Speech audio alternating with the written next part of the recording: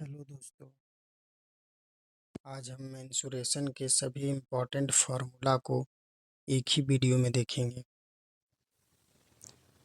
वृत्त का क्षेत्रफल, तो वृत्त का क्षेत्रफल क्या होता है? पाई आर स्क्वायर। वृत्त की परिधि क्या होता है? तो वृत्त की परिधि होता है 2 पाई आर।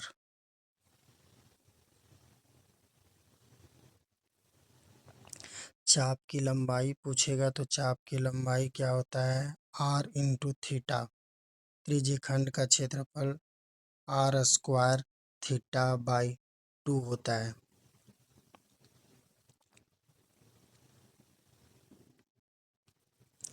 त्रिभुज का अर्ध परिमाप A plus B plus C by 2 होता है। त्रिभुज का क्षेत्रफल square root of S minus A, S minus B और एस माइनस सी होता है। त्रिभुज का एक और क्षेत्रफल होता है 1/2 इंटू आधार इंटू ऊंचाई। त्रिभुज का क्षेत्रफल और एक होता है 1/2 ए बी साइन थीटा।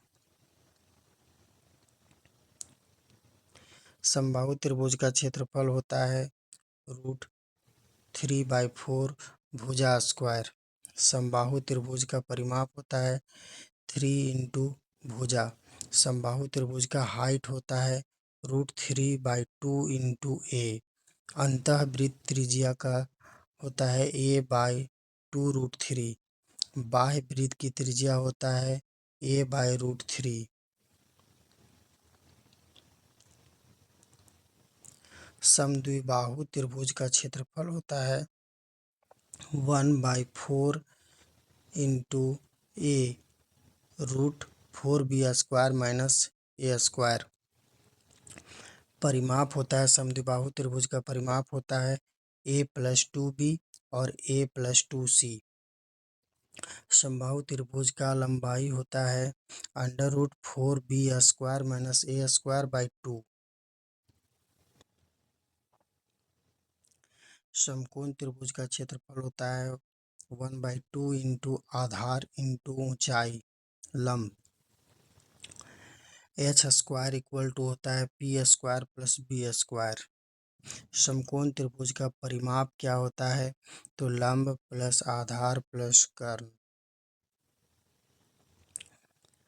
समकोण त्रिभुज में BD इक्वल टू होता है P perpendicular into B base बटे हाइट। समद्विबाहु समकोण त्रिभुज का क्षेत्रफल होता है कर्ण का स्क्वायर बटे 4। आयत का क्षेत्रफल होता है लंबाई गुने चौड़ाई L इंटू बी। आयत का परिमाप होता है 2 इंटू लेंथ प्लस ब्रेथ। आयत का विकर्ण होता है अंडर रूट लंबाई का स्क्वायर जोड़ चौड़ाई का स्क्वायर।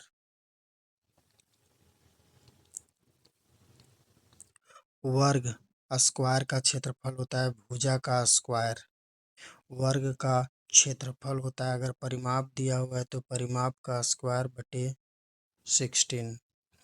वर्ग का क्षेत्रफल अगर विकर्ण दिया हुआ है तो विकर्ण का स्क्वायर बटे 2। वर्ग का परिमाप होता है 4 इंटू 1 साइड, 4 गुना 1 भुजा। वर्ग का विकर्ण होता है √2a। वर्ग का विकर्ण होता है, अगर क्षेत्रफल दिया हुआ है तो अंडर रूट 2 इंटू क्षेत्रफल। वर्ग का परिमाप होता है विकर्ण इंटू 2 इंटू √2।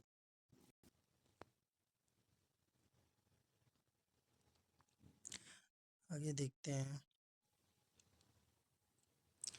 वर्ग का विकर्ण क्षेत्रफल अगर दिया हुआ है तो स्क्वायर रूट हो जाता है 2 इंटू क्षेत्रफल। वर्ग का परिमाप हो जाएगा विकर्ण गुना 2√2।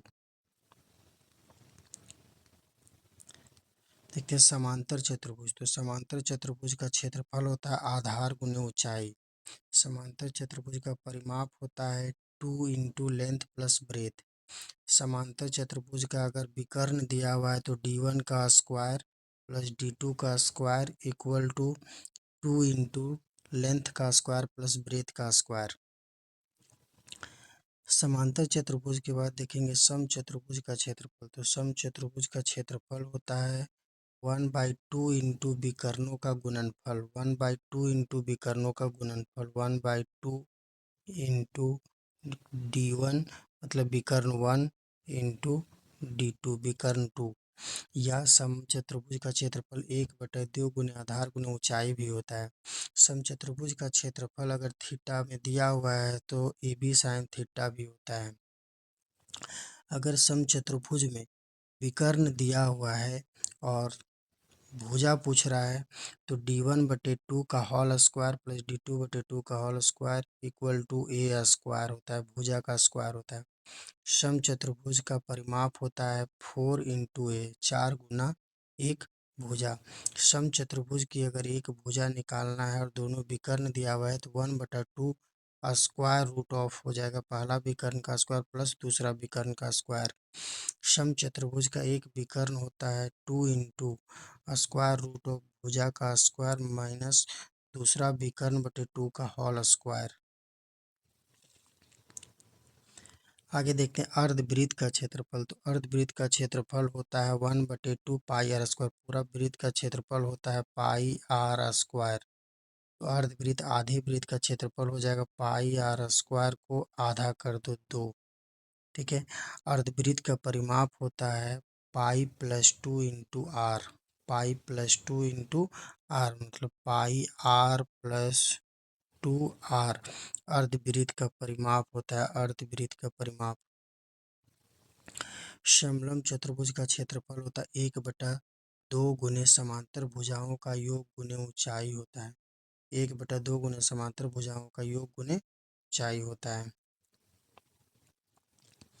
अगला फॉर्मूला है घन का आयतन। तो घन का आयतन होता है भुजा का क्यूब। घन की एक भुजा बराबर होता है क्यूब रूट आयतन। घन का संपूर्ण पृष्ठीय क्षेत्रफल होता है 6 गुने भुजा का स्क्वायर। घन का आयतन होता है भुजा का क्यूब। घन का विकर्ण होता है √3a होता है। घन के बाद आता है घनाभ। तो घनाभ का आयतन होता है लंबाई गुने चौड़ाई गुने ऊंचाई। घनाभ का कुल पृष्ठीय क्षेत्रफल होता है 2 गुना लंबाई गुना चौड़ाई जोड़ चौड़ाई गुने ऊंचाई जोड़ ऊंचाई गुने लंबाई।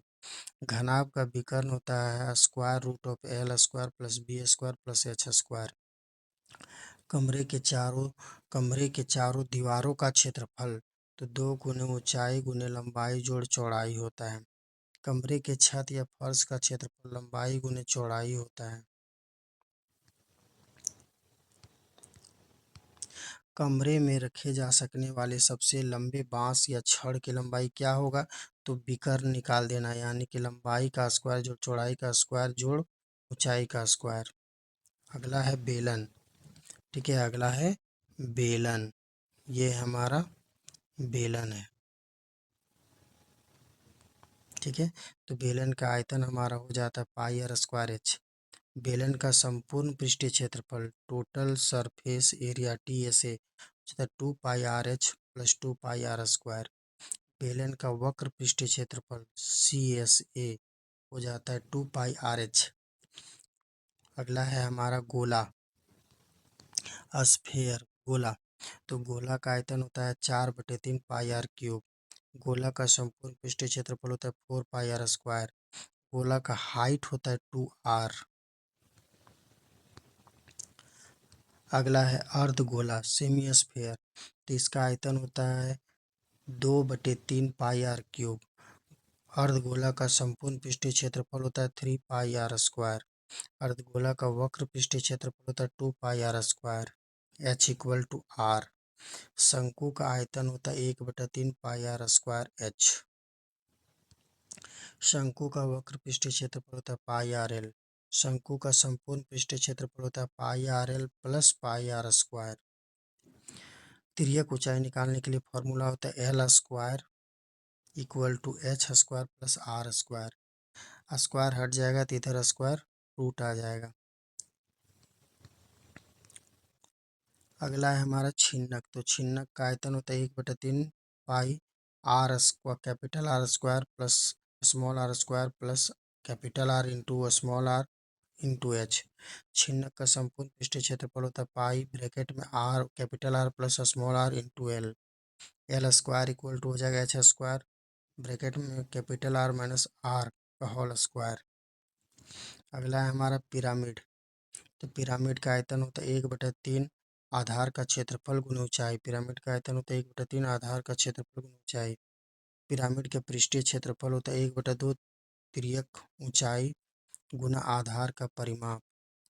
पिरामिड का संपूर्ण पृष्ठीय क्षेत्रफल होता है आधार का क्षेत्रफल प्लस पार्श्व पृष्ठ क्षेत्रफल।